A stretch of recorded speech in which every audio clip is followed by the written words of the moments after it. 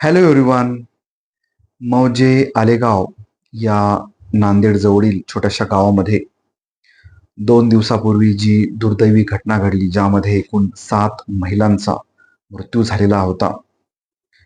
त्या घटनेसंदर्भात जे आरोपी आहेत त्यांना न्यायालयाने 2 दिवसाची पोलीस कोठडी दिलेली आहे आणि दिनांक 7 एप्रिल रोजी सोमवारी त्यांना परत एकदा न्यायालयामध्ये प्रोड्यूस करण्यात येईल.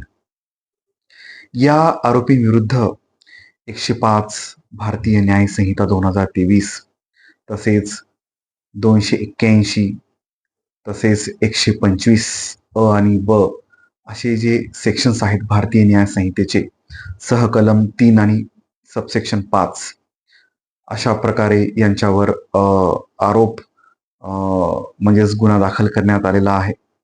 आता हे जे सेक्शन 105 आहे ते culpable homicide not amounting to मर्डरचं सेक्शन आहे. म्हणजे त्याची पनिशमेंट त्यामध्ये प्रोव्हाइड केलेली आहे. म्हणजेच सदोष मनुष्यवधाचा गुन्हा या आरोपींविरुद्ध लावण्यात आलेला आहे. Thank you so much.